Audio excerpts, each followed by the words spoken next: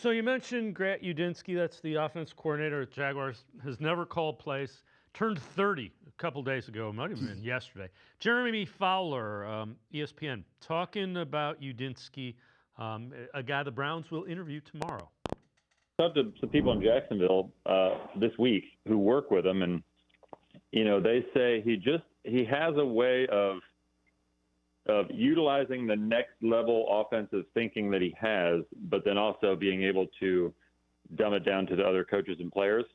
Because he tends to see the game a different way, and he's in the weeds with it as far as how he learns it and eventually teaches it. But some guys struggle with relaying that to the players. I'm told he's very skilled at keeping things simplified, even if he's trying to do next level stuff offensively. So I do the stuff about, smartest guy I've ever met and all that. Like, you do hear that from people. I think that is legit. It's just a matter of the fact that he's 30 years old and probably not ready right now as we speak to be a head coach, but that depends on what your style is, right? If you're trying to get ahead of it and you see a guy who in 2 years is going to be a superstar, that's sort of the thought with these things. And the Browns are in position to take that sort of swing on a Shieldhouse or a Udinski or, even like a Dan Pitcher. I would not discount him at all.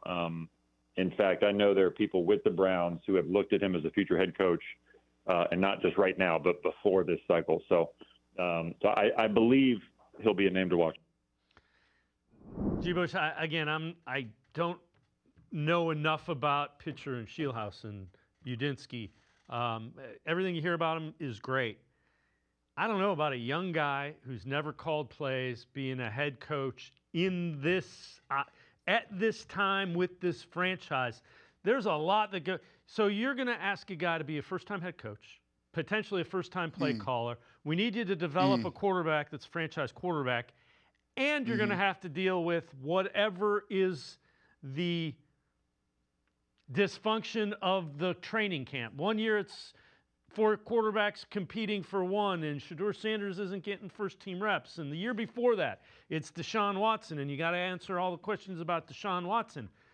Boy, you're asking a lot of somebody who's trying to figure out how to do their job at a high level and has never done that job before.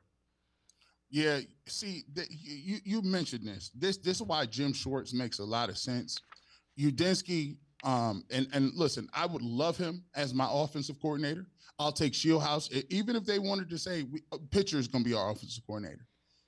Listen, I like those guys. The problem is this: you are going to need a grown man to be taking a hold of this thing. Because let me just break this all the way down. First and foremost, you're going to have a situation where if the Browns said 5 wins wasn't good enough this year, you're telling me they believe that they should get 7 or 8. So you're going to have somebody that is able to hold this thing together. If you got a first-time head coach that you trying to learn play calling, time management, practice schedules, clock management, personalities, media interviews, all this good stuff, and guess what? If they hired you as a young offensive genius, doesn't that mean that they hired you to call plays? Or evidently, you're going to be calling plays too. Like, everybody does that, right? So now you got a situation where you have all that thing you're juggling on your plate, and you're expected to deal with the media type stuff. Now watch this. If the Browns don't take a quarterback, which it looks like they're not, and it looks like Shedeur Sanders is going to be going into next season, if not the number 1 quarterback, at least competing for the job, you ain't never seen nothing like that. You haven't, listen, you as a first-time coach, you have not seen it. You ain't seen it with Tebow. You ain't seen it with Manziel. We had Baker here. We had Deshaun Watson here, and it was nothing like that. You are not going to be able to understand it. Then put on top of that, Deshaun Watson. We said, hey, listen, Deshaun Watson on this roster. We ain't heard Deshaun Watson talk in years. He's going to be on this roster. He's going to be healthy, and he's going to be taking snaps. What do you do? How do you move with this? Like, guys, and you're asking to put an offensive in, and we're asking you to do all this at one time. You know what Jim Schwartz is able to do? The great thing about having Jim Schwartz as a guy in there is he was here when Watson was here. He was here when Shedeur Sanders was here. He was here during all of it. So you know what he's able to do? hey, listen, I need y'all to fall in line. We ain't going to be doing this. We're not playing around with this. This is what we tolerate, and this is what we're not getting to. By the way, you can still keep your defense intact. Myles Garrett had the best, because what you want to do, you want to have guys on one side of the football be able to play fast and know what you're getting while you're trying to rebuild this side over here. It'll be a work in progress. But the problem you don't want is you don't want a us versus them situation getting out.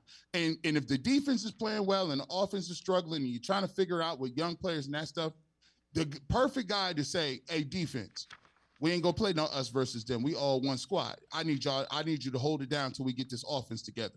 And Jim Schwartz is a guy who he ain't afraid. He ain't afraid to talk to you. He ain't afraid to figure it out. And he ain't afraid to tell you what he think about certain things.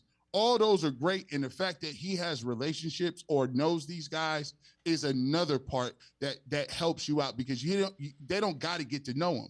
They know what he's about. And I think that can help you out, especially if you got a young team trying to figure things out offensively.